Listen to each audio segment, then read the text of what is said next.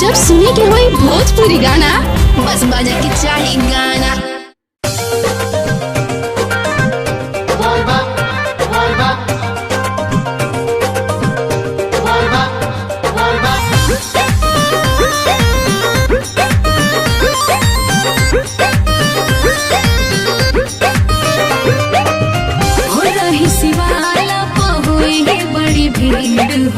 कैसे तू चिन्हवा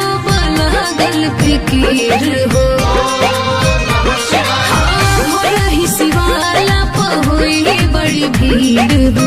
कैसे तू चिन्हवा लागल फिकीर हो हर गेरुआ कलर लिखल बोले बम पर जवन दिल बन के अच्छा जल ढारी कर ये जान उहे वाला साड़ी पहिन के जल ढारी कर ये जान उहे वाला साड़ी पहिन के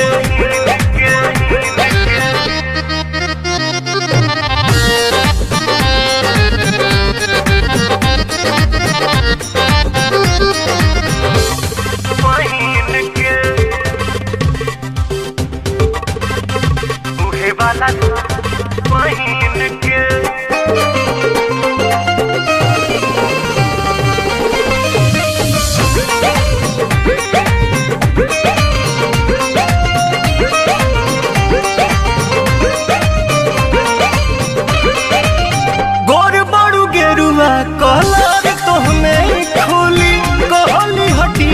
गरी चंदन के गोली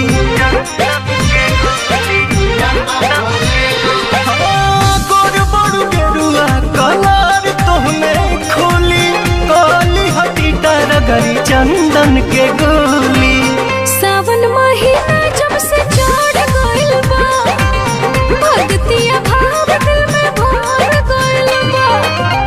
मंदिर के फेरी तू लगई है बच बेरी अपना अमूरी पगीन के जल ढारी कर ये जान उहे वाला साड़ी पहिन के अच्छा जल ढारी कर ये जान उहे वाला साड़ी पहिन के